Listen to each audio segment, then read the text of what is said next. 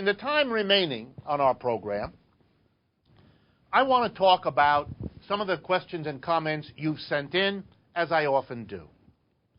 The first one has to do with a question about workers' self-directed enterprises. That sort of awkward phrase that I use instead of workers' co-ops, because the word co-op has lots of different meanings, and I really want to focus on a work situation where the workers are their own board of directors. When I talk about this, about creating such enterprises, making transitions to such enterprises, people sometimes raise the question, is this really an alternative to capitalism, to the capitalist type of enterprise with its shareholders, its board of directors, its top-down authoritarian structure where the tiny board of directors makes all the decisions that all the other workers have to live with? Is it really an alternative? Because wouldn't a worker's self-directed enterprise also have to live in the market, buy its inputs, sell its outputs, just like a capitalist corporation?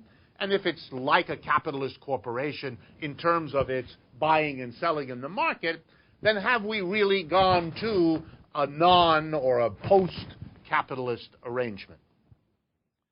I think the best way to answer this is to point out that the question makes a mistake. It has a confusion, and if we clarify the confusion, you'll see that the question answers itself. Here's the confusion. Capitalism is an organization of production. It's not an organization of distribution. Market is an organization of distribution. Market is a way that the goods go from a producer to a consumer. The producer comes and says, I've produced this chair. The consumer says, oh, I would like to have a chair to sit on. And the way the chair gets from the producer to the consumer is a haggling, a bargaining, what we call in economics an exchange process. The consumer gives some money, the producer gives the chair, and if they're satisfied with the amount of money and the chair, the deal is done. So markets accomplish the distribution of goods. But capitalism is about how you organize them, how the production is taken care of. So to call market one thing and production something else means you use the word capitalist for production, not for markets. Let me drive this home another way. Markets have existed when capitalism was nowhere to be seen. For example, in the slave economies, say, for example, the American South. Slaves were bought and sold. The product of slaves' labor, cotton, was bought and sold. So there were markets where these buyings and sellings happened. Slavery in the American South was a market system. It used a market. So you can have a market without capitalism. Similarly, in the feudal manners of medieval Europe, where people were either lords of a manor or serfs. The structure of production was what we call feudalism. Did they have a market? Yes. The products of feudal manors were often sold in markets. The inputs to the feudal manor were often purchased in markets. So you can have a market with capitalism, a market with feudalism, a market with slavery, and so on. Whether a market exists doesn't tell you anything about capitalism. If you want to find whether capitalism exists, you look at the organization of production. In a capitalist system, a tiny group of people, the board of directors and the major shareholders, make all the decisions and gather into their hands the surplus, the profits that the business makes. In a worker self-directed enterprise, it's not capitalistic.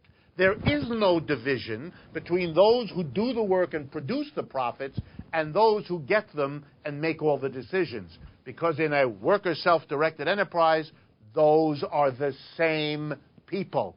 The workers are their own board of directors. That's why it's a radically different way of organizing. It's not capitalism, because it doesn't have a majority that do the work and a minority that get the surplus or the profits and make the decisions. So, could we have worker self-directed enterprises and a market system? Yes, we could. That doesn't mean that the worker self-directed enterprise is capitalist. It isn't if it is the workers themselves appropriating their own product. Then it isn't capitalist, whether or not it has a market. Last point. People are often confused because some of the greatest critics of capitalism have also been critics of markets.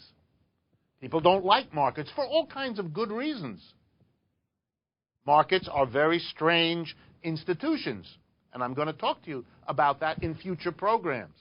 But you have to keep separate the critique of a market and perhaps your suggestion that another way of distributing goods and services would work better.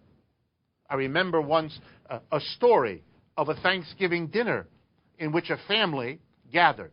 And one person around the table was the young college kid who had just come home from college for Thanksgiving, having taken an economics courses and learned how the market is a wonderful institution producing efficiency. So when mother, at the end of the turkey dinner, reached across the table and asked this young man to please take out the garbage, the young man said, "Of course I will do that task, but I want $3 because a market arrangement is the most efficient way to do that." Whereupon his father became outraged and gave him a lecture, said to his son, "What are you talking about? That is an awful thing to say. We don't ask money for one another for the things we do for one another. We do it out of love. You're introducing the market, and it is a threat to the love relationships of doing for one another because we love to, that we've built up over our lifetime." And the kid hung his head. He'd learned a lesson.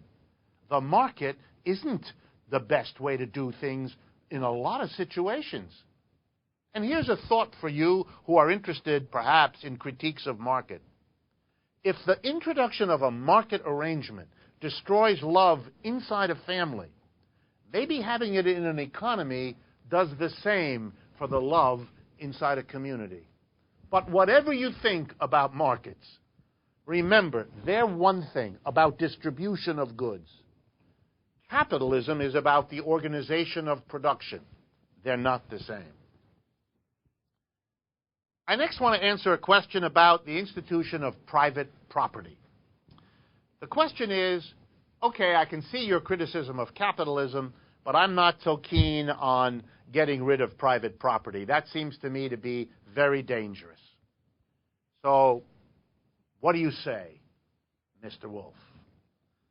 Well, I want to reply. It's like what we just said about markets. Property is one thing, and how you organize production is another. Now, let me give the example of a worker self-directed enterprise. The property of that enterprise, its machines, its vehicles, the building it's in, the inventory it accumulates, all of that is property. But it's an open question, whose property? Workers could self-direct their enterprise even if the property only belonged to some of them. Workers could do it if the property belonged to all of them. Workers could do it if the property belonged to the government, the federal government. They could do it if the property belonged to a local government. They could do it if the property belonged to the church. There are all kinds of arrangements of property. Most societies have all kinds of different arrangements of property. And remember what property is. It's just a law. It's just a rule. Here's what the property rule is. That you are allowed to say to any person in your community that some object, a piece of paper, a coat, a dog, can be denied to you. Property means I can say to you, you can't have access to this thing because it's mine. And by the way, property only works if there's an enforcement. There has to be a system so that if you go ahead and take that dog or take that shirt or take that hamburger, I can call a policeman or somebody to come and enforce the property law, which is if I can show it's mine, I have the right to deny it to you. Worker self-directed enterprises are one thing. Property is something else. And by the way, critics of capitalism, critics of private property are not always the same people. Sometimes they are, sometimes they aren't. For example, nobody who's been a critic of capitalism that I know of has been seriously against private personal property. keep your toothbrush, keep your shoes, keep your TV. The question has always been means of production in a community, because there the question of property becomes dicey. Let me give you the starkest example. Suppose there's a community that depends for its survival on food. Most communities do. And food comes from the land. Where else? Well, suppose land is private property.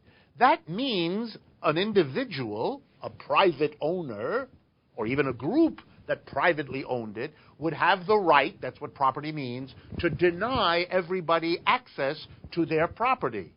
But if we all are denied access to the land, we can't grow food and we will die. Most societies confronted with wanting to preserve private property and wanting to avoid death from starvation work out a system that limits, constrains, or eliminates private property because it's inconsistent with community survival and community values. The critique of capitalism is just the extension of that idea when it comes to private property. The argument goes like this. Private property in personal things is, of course, fine. The question is, should we allow factories, machines, land, all the means of producing the goods and services we need to be the private property of anybody? Therefore, to be, at least potentially, withheld from the community. And here people get passionate. After all, those machines were made by working people. Those factories were built by working people. Those stores were stocked by working people.